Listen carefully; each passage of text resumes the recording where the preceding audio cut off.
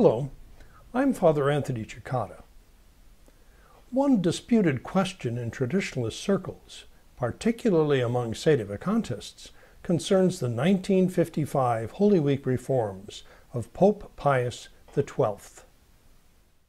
On one side are priests like myself, who maintain that these reforms paved the way for the 1969 New Order of Mass of Paul VI, and were the work of the same sneaky modernist cabal that concocted the post-Vatican II reforms. For these reasons, we don't believe that we're bound by them, so we use the pre-1955 Holy Week and Missal. On the other side are priests and laymen who say, "Whoa, Pius XII was a true pope. You can't ignore his liturgical laws. You're obliged to follow them no matter what. Otherwise, you're rejecting Pius XII's authority." I've addressed this objection in several articles.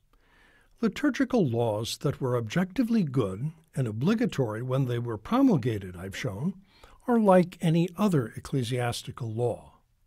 They can become harmful and cease to bind years later due to changed circumstances.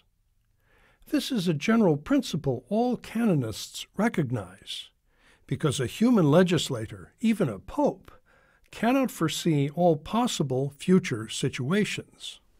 But some priests just keep rattling on about disobedience and pretend the principle doesn't exist, even though they in fact apply it to many laws themselves. All of them, for instance, will celebrate the traditional Mass outside sacred places, in rented rooms or private homes, on portable altar stones. But these practices clearly violate liturgical laws promulgated by the Council of Trent, Pope Benedict XIV, Pope Pius VII, and Pope St. Pius X. So, do I accuse them of rejecting laws promulgated by a legitimate pope, or acting in defiance of the orders of Trent, Benedict XIV, Pius VII, and Pius X? Not at all. These priests recognize that slavishly following these laws in the post-Vatican II wasteland would not only create grave inconveniences, but also harm, if not render impossible, large parts of their apostolate. Thus they acknowledge the general principle that I merely apply to the Holy Week reforms. So come on, fathers, give me a break. But that said, one St. Patrick's Day, I was mulling over my Pius XII Holy Week file, and I wondered aloud, what would Pope Pius XII tell me to do? He was the legislator, after all. I wish I could go back, present him with the evidence, and ask him if I'd still be bound by it all. Well, sure enough, it being St. Paddy's Day, a contingent of leprechauns bearing green cupcakes and a time travel pistol arrived at my office door to grant my wish. "We've heard your reverence would like to take his case to the angelic pastor himself," one of them said, as they presented the cupcakes. "So here you go," he said, aiming his time travel pistol at me. "Back to 1957 with you, to His Holiness's own office, and mind your P's and Q's with Mother Pasqualina." Suddenly, there I was, before the austere and dignified, but somewhat surprised, figure of Pius XII. "Mamma mia, da dove vieni?" he said. "From America, Your Holiness." Ever the suave diplomat, the pontiff maintained his composure, even after I explained I'd arrived from the year 2018 by time machine. "Another American gadget," he opined. "But since Cardinal Spellman will be arriving for his St. Patrick's Day visit in a few minutes, we can practice our English with you. I'm most grateful. Could I then ask Your Holiness a few questions about the Holy Week reforms you just promulgated in 1955? It seems that they eventually led to a few problems in the liturgy that Your Holiness didn't foresee, such as, well, the men who worked on them had a secret agenda. It's all in my file here. As the years went by, they used your reforms to justify more and more radical changes in the Mass. 15 years later, by 1969, Latin was abolished, altars were replaced with bare tables, tabernacles were removed from the sanctuary, transubstantiation was no longer mentioned, women served as lectors. Impossible. Our successor, His Eminence Cardinal Siri, would never have permitted it. Actually, your successor was Roncalli, but he had modernist written on his Holy Office file. Even worse, Your Holiness, he called a council, and he let the theologians you condemned in Humani Generis write its decrees. Disaster. But surely, at least the experts who were in charge of my Holy Week reforms were solid men. Like that smart young Vincentian, what's his name, Father Bugnini. Alas, Your Holiness, in 1975, Bugnini was unmasked as a Mason. This explains why he wrote that the process of liturgical change during your reign would, quote, require the enlightened collaboration of all the active forces, unquote. È vero? Maçon, eh? Well, then the brilliant Father Jungmann. We have his book right here on our desk. He was part of the conspiracy, too. Here are notes from a secret meeting in 1948 when Father Jungmann offered what he called his heart's dream for future changes in the Mass. The vernacular, reducing genuflections, de-emphasizing the consecration, changing the offertory, shortening the canon, eliminating some saints from the canon. All behind closed doors? But even when we were sick, we had the help of our staff when we approved the reforms. Our confessor, Father Bea, was another scholar. If you take a look at Bugnini's memoirs here, Your Holiness, you will see how Bugnini boasts that Father Bea was a fellow conspirator who helped get your approval during your illness. And Bea did even worse later. Working with Rabbi Heschel and the B'nai B'rith Lodge, he got Roncalli's council to declare that the Jews had no guilt for the death of Christ. Ma no. Well, Monsignor Montini also urged us to approve the reforms. Bugnini also named him as part of the conspiracy. Well, we did have some worries about Montini.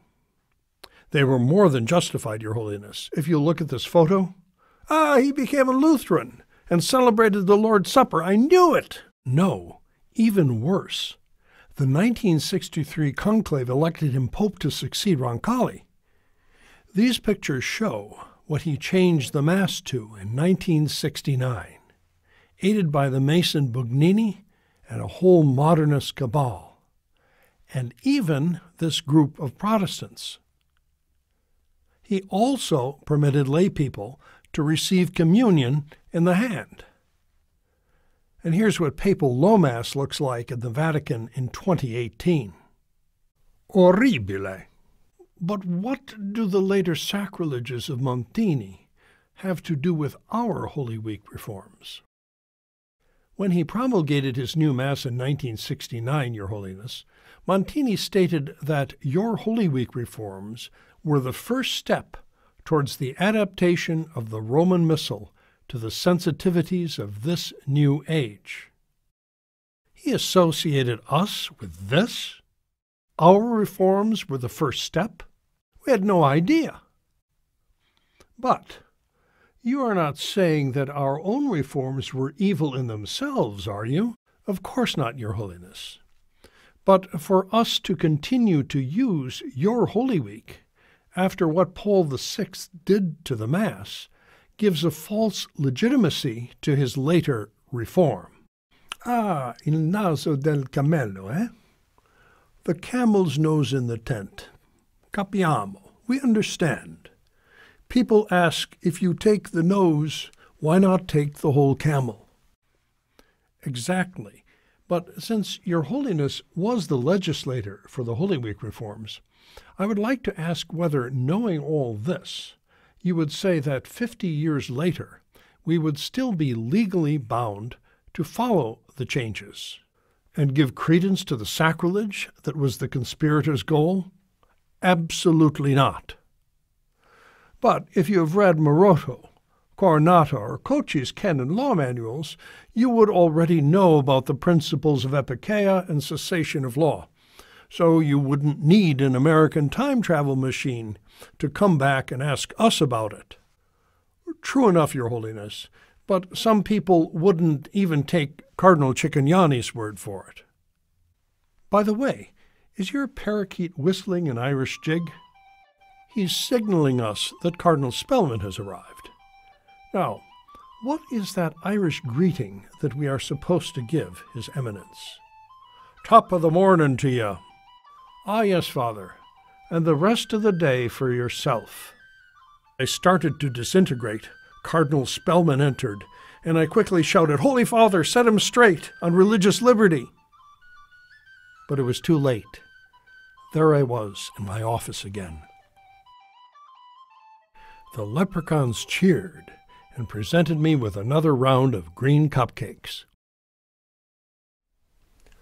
To conclude, if the supreme legislator Pius XII knew all we know about what the reformers were really up to, do you think our little scenario would still be that far-fetched?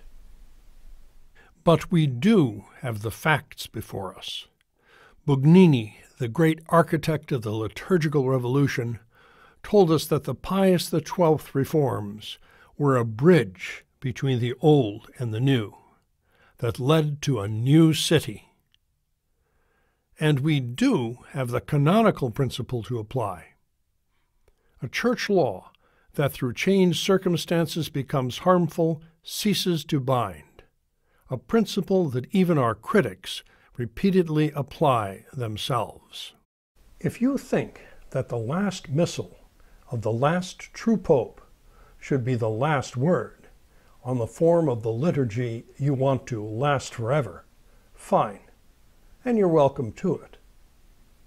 But as far as I'm concerned, if you're telling people they should never, ever go to the new city, why insist we're still obliged to walk halfway across the bridge anyway? It doesn't make any sense.